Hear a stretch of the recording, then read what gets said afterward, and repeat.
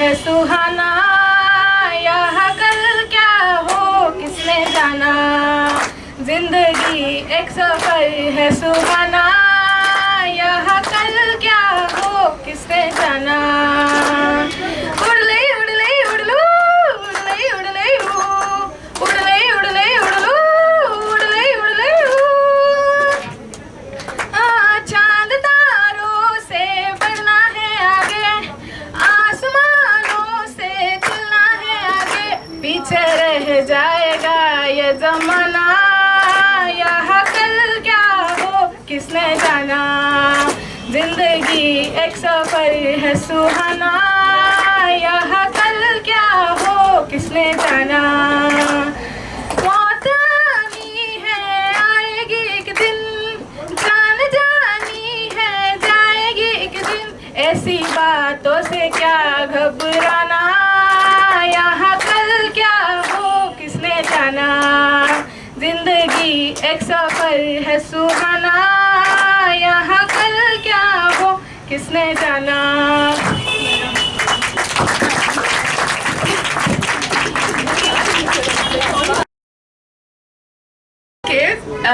Hi everyone, अगर सबको पता नहीं होगा तो I am Gauri, I am from 1820 batch.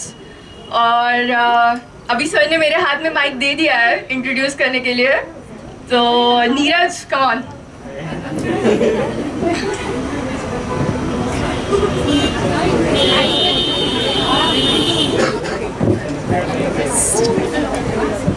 So hello, I am Neeraj from 1921 batch.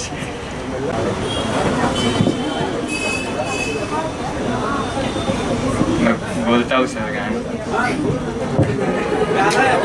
हाँ सर गाता हूँ।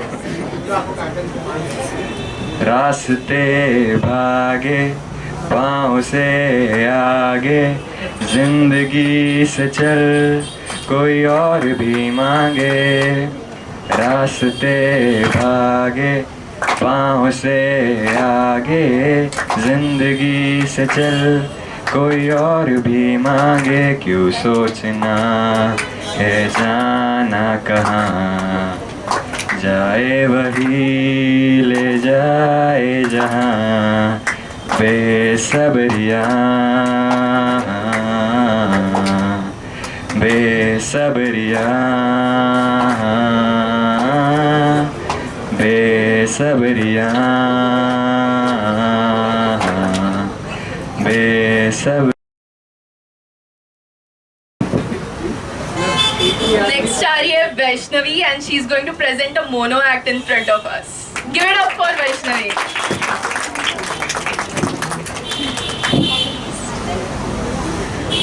Hello all, I am Vaishnavi and I am presenting a mono act. So, जब लोग शादी में जाते हैं उनको शादी से कोई मतलब नहीं होता, सिर्फ एक ही टेंशन रहता है, खाने के ढक्कन खुले के नहीं। यूँ टाइम पास करते रहते और तिरछी आंख से देखते रहते, खाने के ढक्कन खुले के नहीं।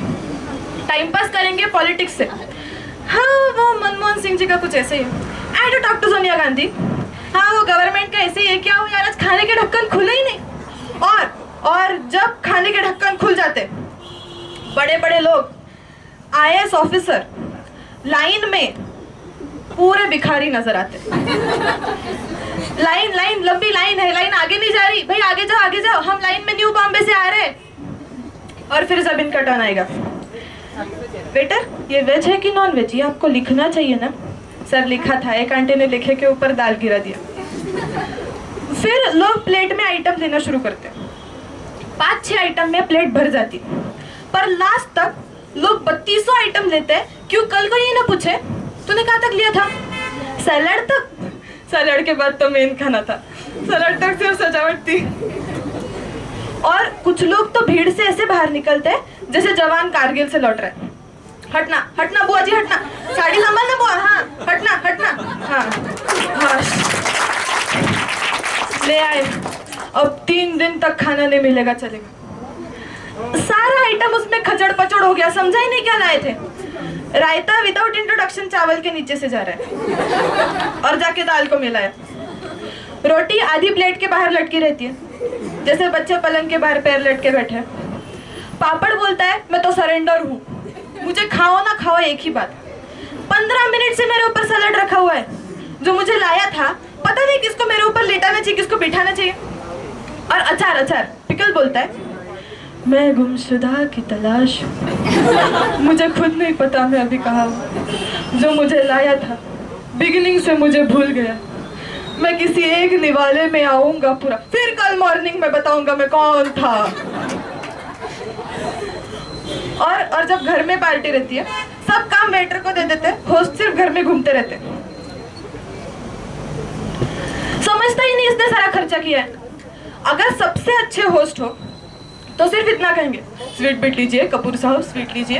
बोले इधर ये जो तेरे को दही वड़े जैसा लग रहा है ना, जब लाया था गुलाब जामुन ही था, अभी 5 मिनट पहले इसका दही वड़ा हो गया, रायता में मिक्स हो गया, दही वड़ा हो गया। और सबसे बेस्ट तो गार्डन में पार्टी रहती है, सारे आइटम दूर दूर लगा देते। कभी तो लोग रास्ते में खोए हुए मिलते, यार तू क्या ढूंढ रहा है? यार मैं पालक पनीर ढूंढ रहा था। आप कहाँ से?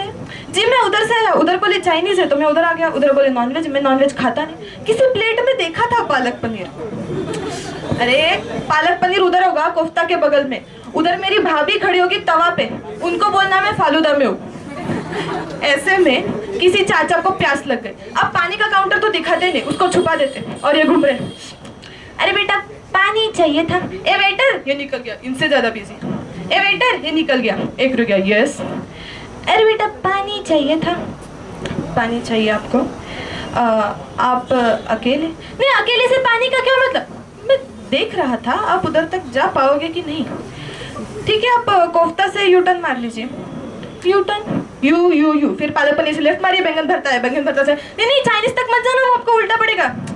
उधर एक गोल पानी का झरना लगा हुआ है, उधर 2 मिट्टी की लेडी बनी हुई है, उनकी मुंह से शाम 6 बजे से पानी टपक रहा है, वो मत पीना, उसके सामने पानी का काउंटर है। अच्छा इतना इंतजाम कर दिया तो 5-6 रिक्शा भी रखवा लेते। Thank you.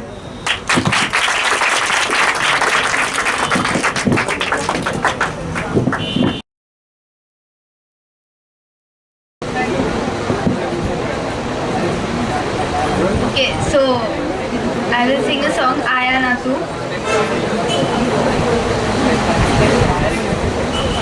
तुम कभी ना कहोगे क्यों ना हम ही ये बोल दे,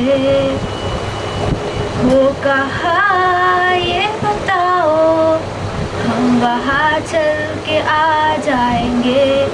भीगे भीगे मौसम खिले थे जहाँ, तेरे मेरे रास्ते मिले थे जहाँ, बाहों में तेरी दिन ढले थे जहाँ, आया ना मैं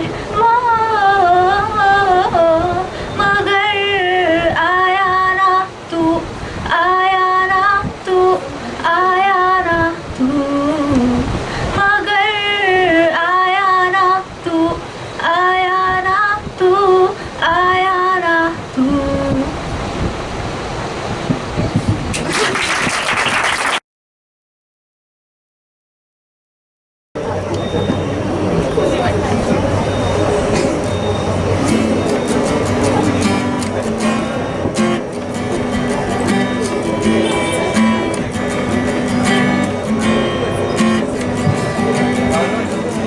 कभी जो बादल बरसे मैं देखूं तुझे आके, भर के तू लगे मुझे पहली बारिश की दुआ।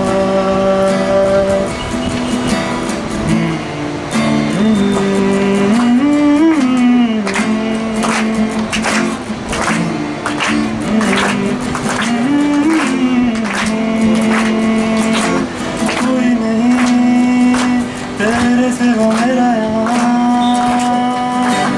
मंजिलें है मेरी तो सब यहाँ, बताने थे जो लम्हे प्यार के, हमेशा तुझे अपना मान के, तो फिर तूने बदली क्यों अदा, ये क्यों किया?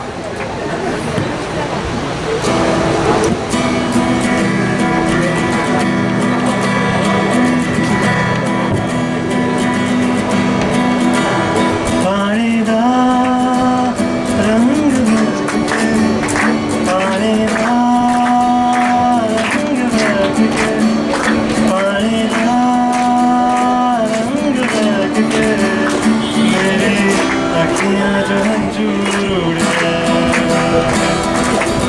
अखियाँ जो मंजूर उड़ गए।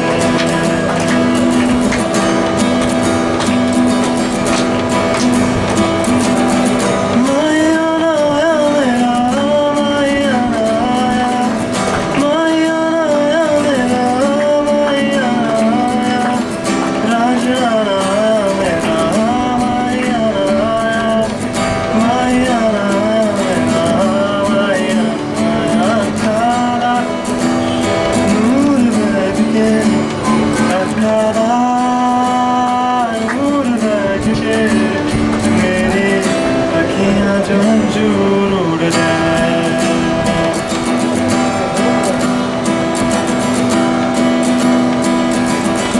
कोठे उत्ते बहके अखियाँ मिला दे, ना जाना तेरे उत्ते मरदा प्यार तेनू करदा, मिलेगा तुझे प्यार। तू भी आ सबको छोड़ के, तू भी आ सबको छोड़ के, मेरी अखियाँ जो मंजूर उड़ जाए, अखियाँ जो मंजूर उड़ जाए।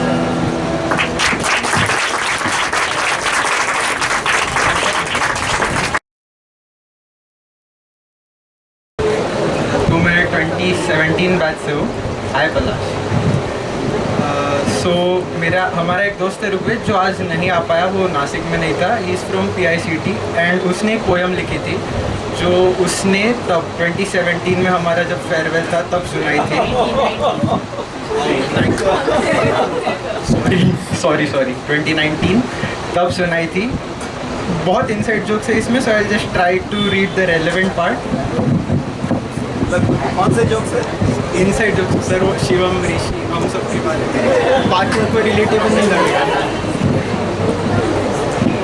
याद आएंगे तो यही दिन जहाँ हमने पढ़ना सीखा था, जहाँ हमने मेहनत करना सीखा था। ये चीज़ें सीखनी तो थी स्कूल में, पर चलो उससे भी बेहतर जगह पे सीखा था। अब तुम पूछोगे ऐसी कौन सी जगह है? अब तुम पूछोगे ऐसी कौन सी जगह है? ये ऐसी जगह है जहाँ पे हम 2 मिनट लेट पहुँचते तो आधा घंटा खड़ा रहना पड़ता था। ऑनलाइन बैच को शायद रिलेट नहीं हो सकता, बट मुझे 1 घंटा कर देते थे सर खड़ा। थोड़े इनसाइड जोक्स है। सगळं जहाँ तेल लेने गया था सर, मैंने नल तोड़ दिया था। ये भी लेट आने के बहाने सुनने पड़ते थे।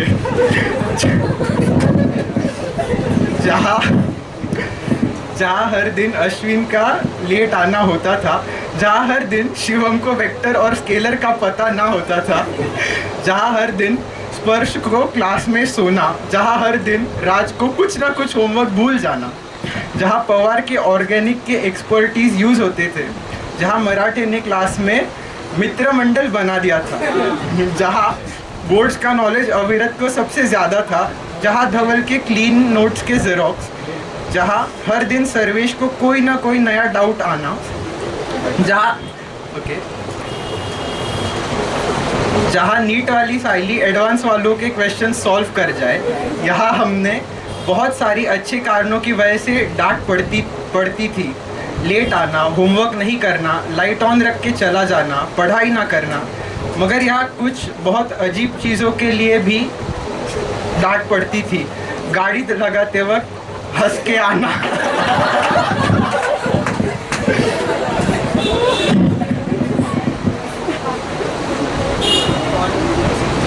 नाश्ते के बारे में बोलना, शादी को जाना, मिठाई सबके लिए नहीं लाना, निकलो घर ऐसे आदेश पर घर निकल जाने में भी डांट पड़ती थी। पर डांट खाने में तो हमारे ऋषि और शिवम सब साहब की पहचान थी।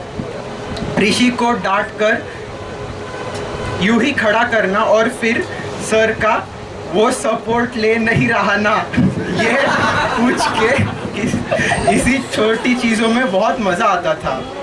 वर्मा जी के बंदरों से मुखर्जी के बफर्स तक मैं खो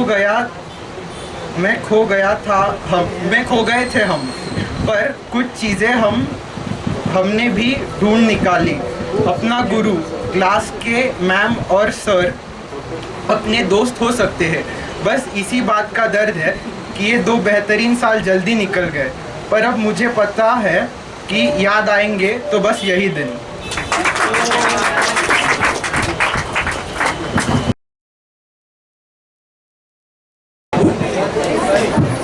हॅलो. तर मराठी किती जणांना कळतं मला एकदम माहीत नाही, पण मी मराठी कविता ऐकवतोय. मी केलेली कविता आहे स्वतः. बॅकग्राऊंड सांगतो की मागच्या वर्षी बऱ्यापैकी विषय गाजला होता शिवाजी महाराजांवरून, की शिवाजी महाराजांचा एकेरी उल्लेख केला वगैरे, की त्यांना मान दिलाच पाहिजे वगैरे. त्याच्यावरून मी ही कविता केली होती. 19 फेब्रुवारी पुरते प्रत्येक गावात दिसता तुम्ही. 19 फेब्रुवारी पुरते प्रत्येक गावात दिसता तुम्ही. कर्म तुमचं तर कधीच विसरलो की हो आम्ही. कोणासाठी एवढे झटलो वाटलं असेल ना हो तुम्हाला. कोणासाठी एवढे झटलो वाटलं असेल ना हो तुम्हाला. तुम्हाला महाराज नाही म्हटलं तेवढंच फक्त बोचलं आम्हाला. 3600 कोटींचं समुद्रात स्मारक करणार म्हणे तुमचं. 3600 कोटींचं समुद्रात स्मारक करणार म्हणे तुमचं. हे ऐकून दुरावस्था झालेल्या किल्ल्यांनी दुःख गिळून घेतलं त्यांचं. ना स्मारकाची वीट रचली ना किल्ल्यांचा चेहरा बदलला. तुम्हाला महाराज नाही म्हटलं तेवढंच फक्त बोचलं आम्हाला. शेतकऱ्यांच्या हितांना अग्रस्थानी ठेवणारी राजेशाही तुमची. शेतकऱ्यांच्या हितांना अग्रस्थानी ठेवणारी राजेशाही तुमची. राजधानीच्या वेशीवर शत्रूप्रमाणे त्यांना अडवणारी लोकशाही आमची. पोशिंद्याची होणारी अशी हेळसांड शोभते गाव स्वराज्याला. तुम्हाला महाराज नाही म्हटलं तेवढंच फक्त बोचलं आम्हाला. तुमच्यावर कुणाकडून तरी अनावधानानं विनोद म्हणे झालेला. तुमच्यावर कुणाकडून तरी अनावधानाने विनोद म्हणे झालेला. शिवीगाळ आणि बलात्काराच्या धमक्या दिल्या आम्ही त्या लेखीला. आदर्शांना तुमच्या तडा जाताना पाहून कसे वाटले असेल हो तुम्हाला. तुम्हाला महाराज नाही म्हटले तेवढंच फक्त पोचलं आम्हाला. नका पुन्हा जन्म घेऊ राजे हात जोडून विनंती मी करतो. नका पुन्हा जन्म घेऊ राजे हात जोडून विनंती मी करतो. चुकीच्या गोष्टींवर आवाज उठवणारा स्वभाव तुमचा नडतो. चुकीच्या गोष्टींवर आवाज उठवणारा स्वभाव तुमचा नडतो. सरकारवर टीका केली तर देशद्रोहीसुद्धा ठरवतील तुम्हाला. सरकारवर टीका केली तर देशद्रोहीसुद्धा ठरवतील तुम्हाला. तरीही तुम्हाला महाराज नाही म्हटलं तेवढंच फक्त पोचेल आम्हाला. थँक्यू.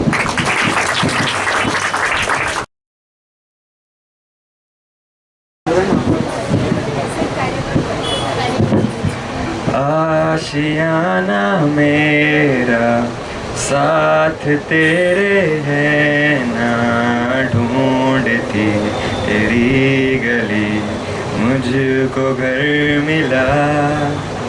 आबदाना मेरा हाथ तेरे है ना, ढूंढते तेरा खुदा मुझको रब मिला. तू जो मिला लो हो गया मैं काबिल. तू जो मिला तो हो गया सब हासिल. हाँ मुश्किल सही आसा हुई मंजिल, क्योंकि तू धड़कन में दिल. रूठ जाना तेरा मान जाना मेरा, ढूंढते तेरी हंसी मिल गई खुशी. राह हूँ मैं तेरी रूह तू है मेरी, ढूंढते तेरे निशा मिल गई खुदी. तू जो मिला लो हो गया मैं काबिल. तू जो मिला तो हो गया सब हासिल. हाँ मुश्किल से ही आसा हुई मंजिल, क्योंकि तू धड़कन में दिल.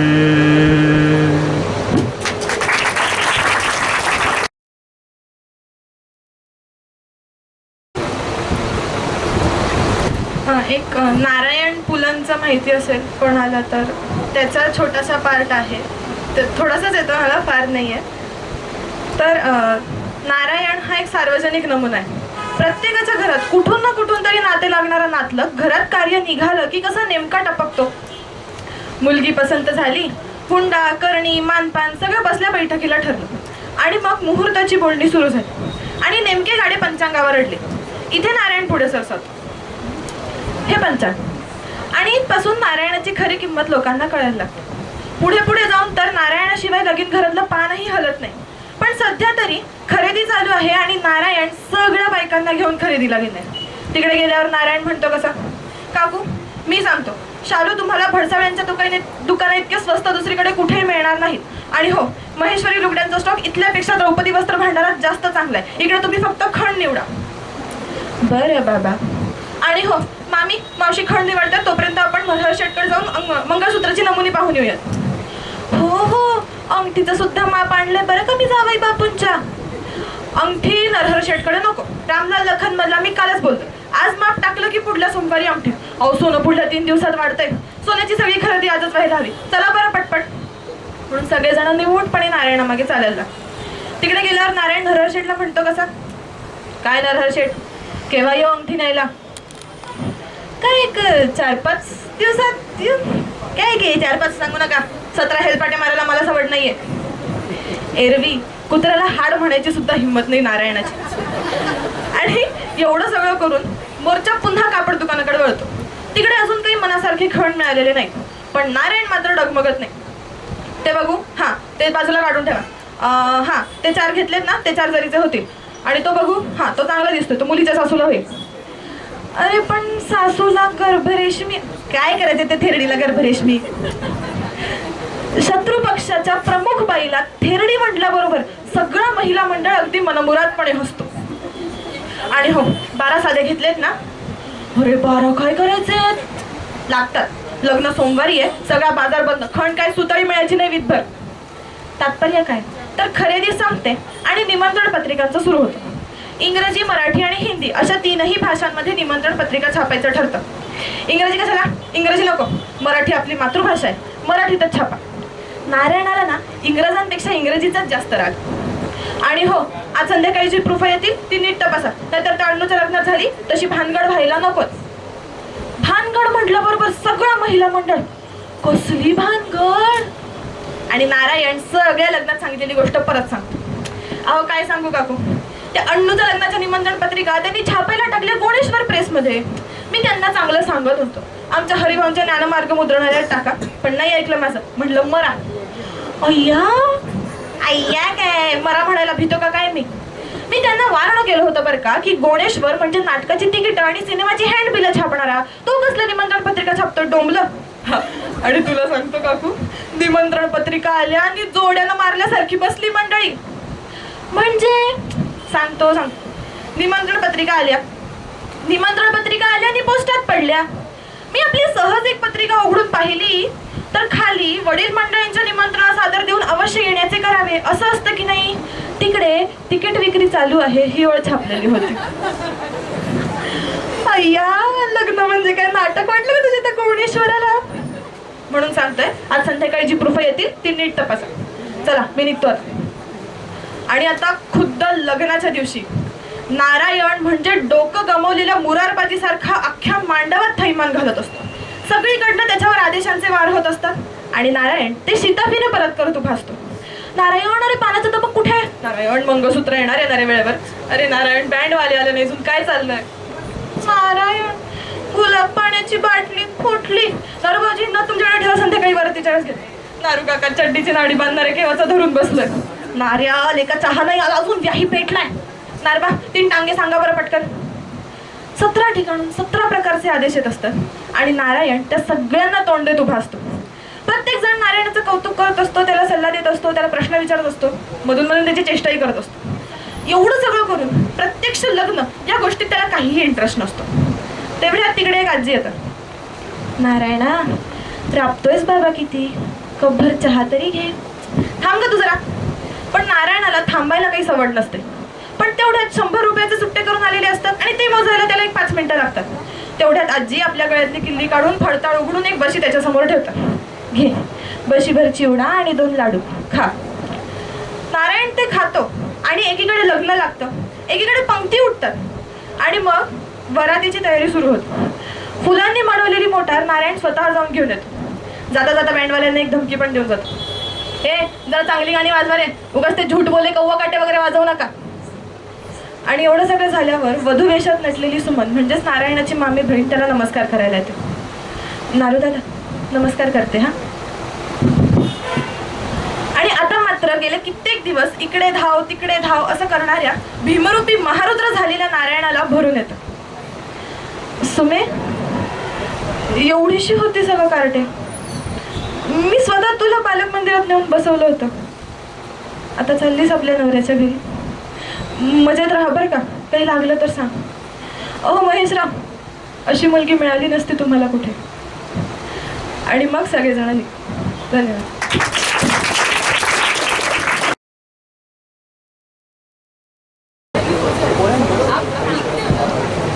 किसे पूछूं ऐसा क्यों बेवजह सा तो ये जहाँ है खुशी के पल कहाँ ढूंढूं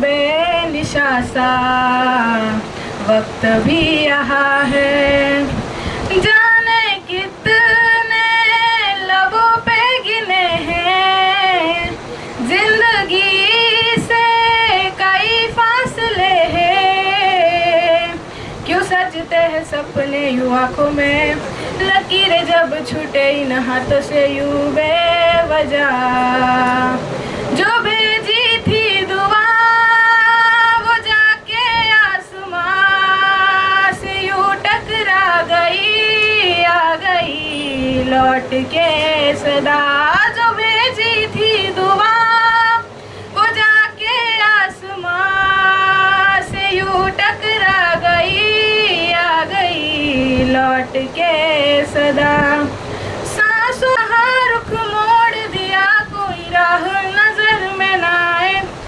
धड़कन ने कहा दिल छोड़ दिया कहाँ छोड़े है जिस्मों के साए यही बार बार सोचता हूँ तन्हा मैं यहाँ मेरे साथ साथ चल रहा है यादों का धुआं ये जो भेजी थी दुआ वो जाके आसमां से यूं टकरा गई आ गई लौट के सदा. Thank you.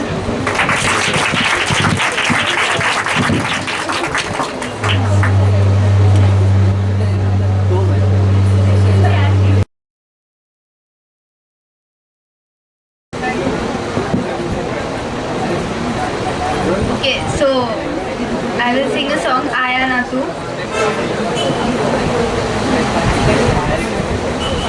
तुम कभी ना कहोगे क्यों ना हम ही ये बोलते हो कहा ये बताओ हम वहाँ चल के आ जाएंगे भीगे भीगे मौसम खिले थे जहाँ तेरे मेरे रास्ते मिले थे जहाँ बाहों में तेरी दिन ढले थे जहाँ आया ना मैं मगर आया ना तू आया ना तू आया ना तू मगर आया ना तू आया ना तू आया ना तू.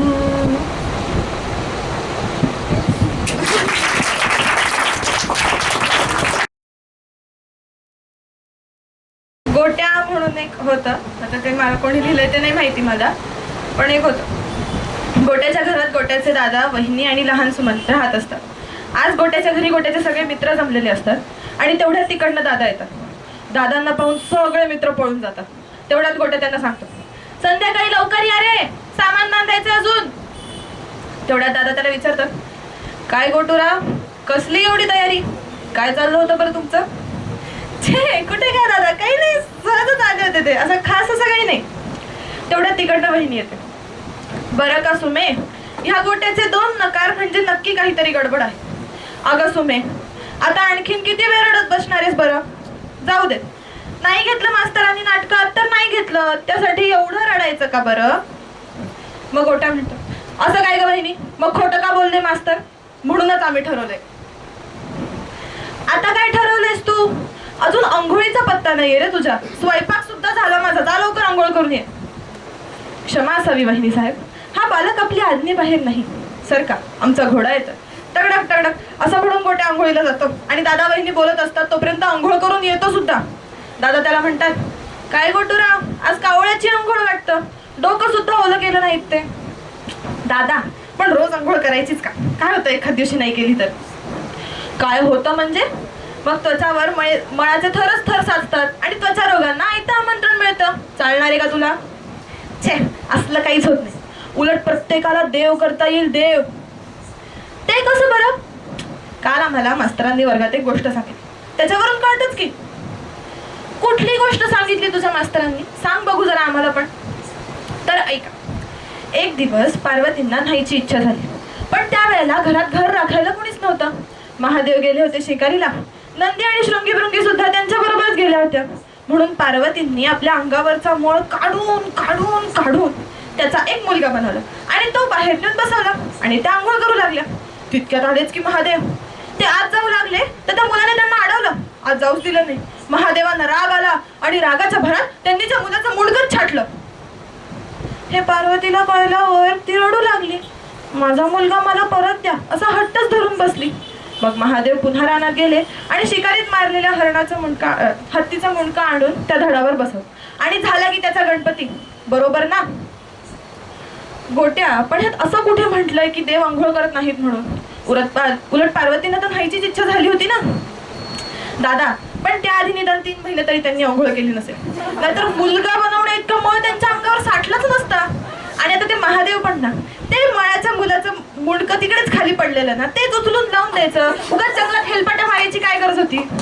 आणि आता त्या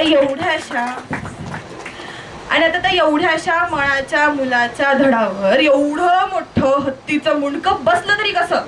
काही प्रमाण वगैरे आहे का नाही? का पार्वतीने बनवलेलं मळाचं मूल मारुती एवढं मोठा होता काय? पुरे झाले रे तुझं. कुठल्या देवानं तुला असं शंखेघोळ टाळकं दिलंय कुणास ठाऊक. मग दादा त्याला समजवतात, अरे गोट्या, पार्वती म्हणजे गौरी, गोरी पान ती ओंगळवाणी कशी असेल बरं? आणि मस्तकावरून सदैव गंगा वाहत असते. असा तो तेजस्वी रजतगिरी दिभ म्हणजे रुपयाच्या पर्वतासारखा चकाकणारा. आणि त्यांचा पुत्र तो गजानन. त्याची बुद्धी माणसाच्या मनाने खूप मोठी आहे, म्हणून त्याला बुद्धीचा देवता म्हणतात बरं का. तेवढ्यात तिकडनं वहिनी येऊन म्हणते, पुरे झालं हो तुमचं ज्ञान प्रवचन, चला आता जेवायला सगळेजण. चल ग सुमे, असं म्हणून सगळेजण जेवायला जातात.